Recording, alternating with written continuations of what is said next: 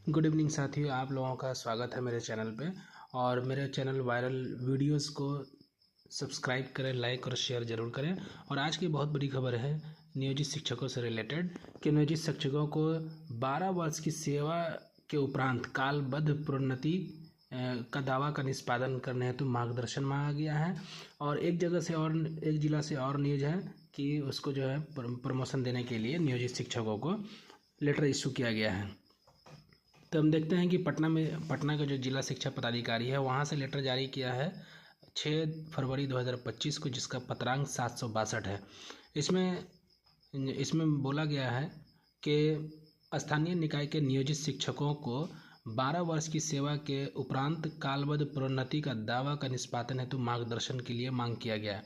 इसमें बोला गया है कि बिहार पंचायत प्रारंभिक विद्यालय सेवा नियमावली 2020 की कंडिका 16 के अंतर्गत लगातार 12 वर्ष की सेवा के उपरांत जो है वो इनको प्रोन्नति का दावा किया जा रहा है। और इसके लिए जो है वो दिशा निर्देश मांगा गया है। अब दिशा निर्देश किससे मांगा जाएगा? तो पटना में जो है शिक्षा निदेशालय उससे मांग किया जाएगा। और दूसरा यह है कि आरा जिला के अंतर्गत आपको प्रोन्नति देने के जो है संबंध में एक लेटर जारी किया गया है। और ये लेटर जो है वो सभी सदस्य सचिव, पंचायत, प्रखंड, नगर शिक्षक नियोजन इकाई को जारी किया गया, जिसका पत्रांक 476 है 7 फरवरी 2025 ईस्वी को। इसमें कहा गया है कि आरा में जितने भी नियोजित शिक्षक हैं और उनका जो है 12 वर्ष की लगातार सेवा हो चुकी है तो उसको प्रोन्नति देना है। और ये जो है प्रारंभिक शिक्षक के लिए है और इनको अगला वेतनमान स्नातक कोटि में प्रोन्नति दिया जाएगा। तो ये बहुत बड़ी खबर है नियोजित शिक्षक साथियों के लिए कि उनको प्रोन्नति मिलने जा रहा है। और अब वो जो है वो स्नातक ग्रेड के शिक्षक बढ़ेंगे, लेकिन इसके लिए 12 साल की लगातार उनकी सेवा होनी चाहिए। सेवा में कोई टूट भी नहीं होना चाहिए, जैसे एब्सेंट नहीं हो, अनाधिकृत रूप से उस पर कोई कार्रवाई नहीं हो, तो इन्हें प्रमोशन मिलेगा। अन्यथा इनका प्रमोशन रुकेगा, क्योंकि नियमतः यही होता आया है। और उनके जो है वो स्नातक ग्रेड शिक्षक बढ़ने से उनका वेतनमान बढ़ेगा। और जो अभी वेतनमान में है, जितना वेतनमान में अभी काम कर रहे हैं उससे थोड़ा उनको ज़्यादा मिलेगा। तीसरा है कि किस किस जिला में प्रोन्नति हुआ है। तो सबसे पहले पटना जिला शिक्षा पदाधिकारी के यहाँ से मार्गदर्शन मांगा गया है निदेशालय से, जबकि आरा के द्वारा जो है वो उसको जारी कर दिया गया है अपने निम्नस्थ अधिकारी को कि इसका 12 वर्ष के बाद जो है कालबद्ध प्रोन्नति देना है। तो अब जो है ये रिपोर्ट आने में हमें लगता है कि 1 सप्ताह 10 दिन लगेगा। और 1 सप्ताह 10 दिन या 15 दिन मान लिया जाए, बीच में छुट्टी वगैरह है, उसके अंतर्गत अंदर इसको मिल जाएगा। अब सवाल उठता है कि कब तक सभी जिलों में प्रोन्नति मिलेगा। तो देखिए, सबसे बड़ी बात है कि आपके जिला संघ इकाई जो है वो कितना एक्टिव है उस पर डिपेंड करता है। क्योंकि पटना में जो लेटर इशू किया गया है उसमें साफ साफ कहा है कि शिक्षक संघ ने इसकी मांग की गई है। तो आपको अपनी आवाज़ खुद उठाना है, क्योंकि जानते हैं कि बिहार सरकार लेट लतीफ़ी है, बिहार सरकार जल्दी पैसा खर्च करना नहीं चाहती है। तो इसके लिए आपको आगे आना ही पड़ेगा और इसके लिए लगना पड़ेगा। तो मेरा कहना है कि जो भी शिक्षक साथी संघ से जुड़े हुए हैं या जो शिक्षक संघ के साथी हैं, उन लोगों को जो है एक आवेदन दे करके, जिला शिक्षा पदाधिकारी महोदय को आवेदन दे करके उस पर एक दबाव बनाया जाए कि वो इस काम को जो है करें।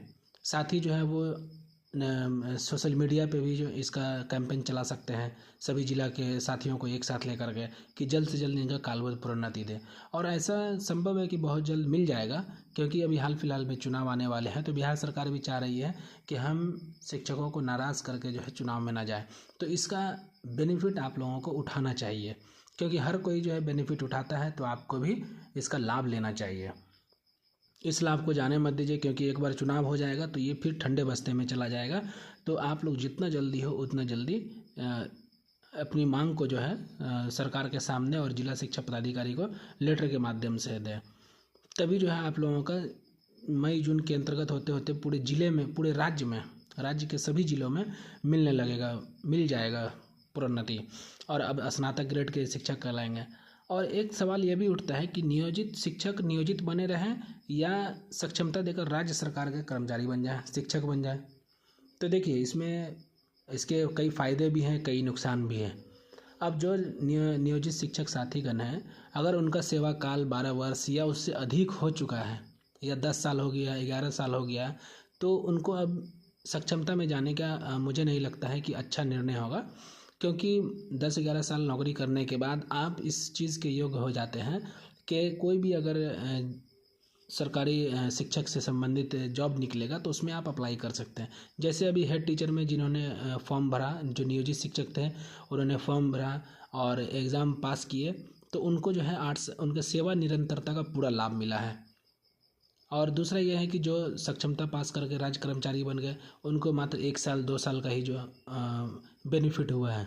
तो इसमें एक तो बेनिफिट होगा कि सेवा निरंतरता मिलेगा, दूसरा बेनिफिट आपको होगा कि उसमें आर्थिक लाभ मिलेगा। जितना आपका बेसिक पे अभी नियोजित में है, अगर उससे अपग्रेड में जाते हैं, जैसे हेड मास्टर बनते हैं, तो आपको उससे पहले से ज़्यादा की तुलना में ज़्यादा वेतन निर्धारण होगा, तो वहाँ आपको वेतन निर्धारण का भी लाभ मिलेगा।